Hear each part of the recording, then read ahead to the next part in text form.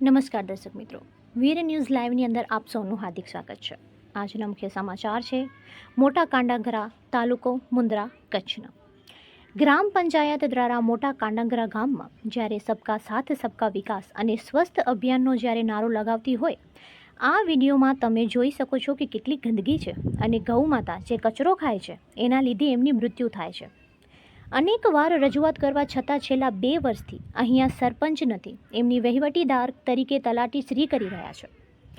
મોટા કાંડાગરા પંચાયત મુન્દ્રા તાલુકા પંચાયતને એક જાગૃત નાગરિક તરીકે નમ્ર સફાઈ કરવામાં આવે, આવી નમ્ર વિનંતી સાથે અપીલ કરવામાં આવે છે।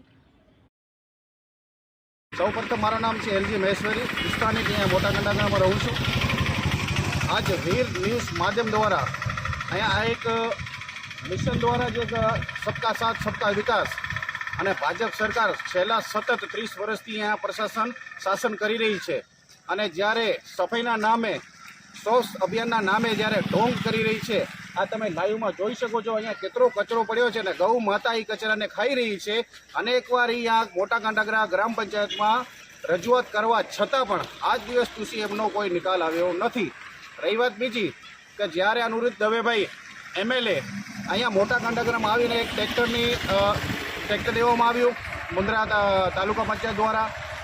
છેલ્લા અહીંયા 2 વર્ષથી સરપંચે નથી, એમનો વહીવટદાર અહીંયાના તલાટી શ્રી છે।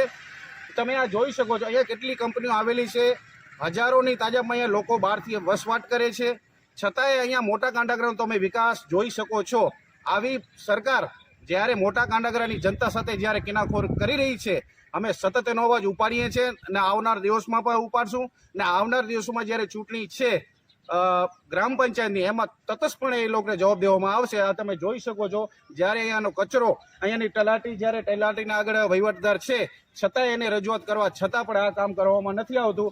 જે ગૌ માતા એ કચરાને ખાઈ અને એમનું મોત થાય છે, હું અહીંયા મીડિયાની માધ્યમથી ગ્રામ પંચાયત મુન્દ્રા તાલુકા એમને તટસ્થ કહીશ કે સાહેબશ્રી તમે આ વસ્તુને ધ્યાન દોરો, સાફ સફાઈ થાય।